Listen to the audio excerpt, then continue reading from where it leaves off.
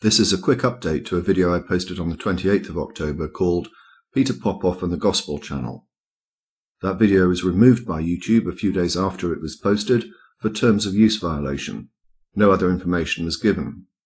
As a quick aside, a number of people kindly mirrored that video, including YouTube user Kirk420. A few days later, YouTube offered Kirk420 revenue share on this video, the self-same video that had been removed from my channel a few days before.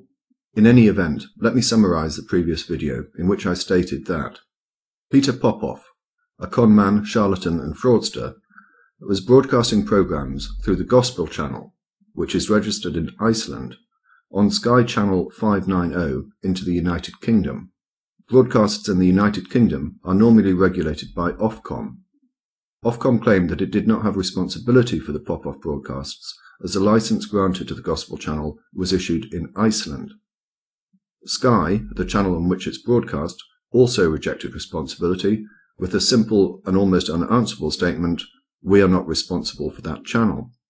So it seems to be the case that Popoff is broadcasting into the United Kingdom by using this circular route to avoid the control of Ofcom. The reason he would do so is as follows. 2 years ago, when Popoff was broadcasting on Passion TV, a complaint was made about his programs to Ofcom. As a result of that complaint, Ofcom looked into the broadcasts and effectively banned him from appearing on television in the United Kingdom. So I began to look closer into this tangled web. I started with the Gospel Channel. This is actually owned by a company called Omega, which is registered in Iceland, and indeed Omega does have a license to broadcast, as is evident from this official Icelandic government website. That site also includes an email address for Omega. It happens to be the same email address to which I sent a message on the 31st of October, and not surprisingly, I've had no response from them. So I sent another on the 9th of November.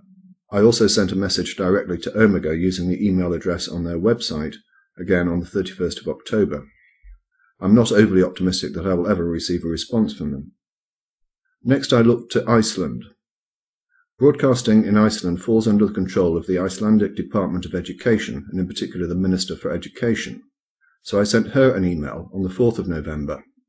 I received a prompt reply in which it was suggested that I contact the Broadcasting Licensing Authority in Iceland.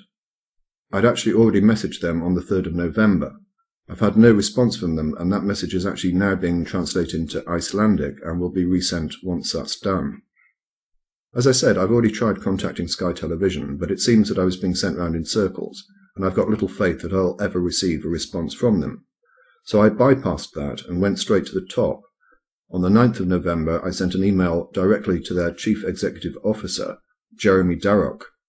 I obtained his email address from a very useful site that I've linked below. As yet, I've had no response from him. I've also contacted the Minister responsible for broadcasting in the United Kingdom, Jeremy Hunt. This was done by emails sent on the 29th of October and the 8th of November. So far, again, I've heard nothing from him.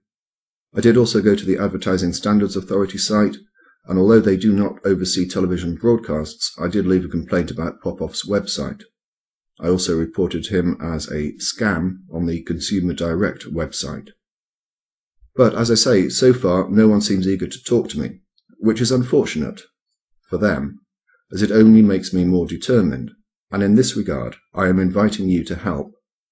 There are 3 people or organisations that I consider it worthy to keep chasing. They are the Broadcasting Licensing Authority in Iceland, the Minister responsible for broadcasts in the United Kingdom, Jeremy Hunt, and also the Gospel Channel. It would be interesting to see whether together we can prompt a response from them. One way of doing this may be to ensure that when they turn up for work on Monday, their inboxes are full of messages about Popoff. I'd be very grateful if you could take a few minutes to send an email to these people. I've included all the relevant email addresses below, which, as I say, were all obtained perfectly legitimately from public websites. I've also included copies of the emails that I've sent, which you may wish to copy or amend or make up your own. If you are prepared to do so, and you do receive a response, please let me know. Thank you very much for your help, and thank you for watching.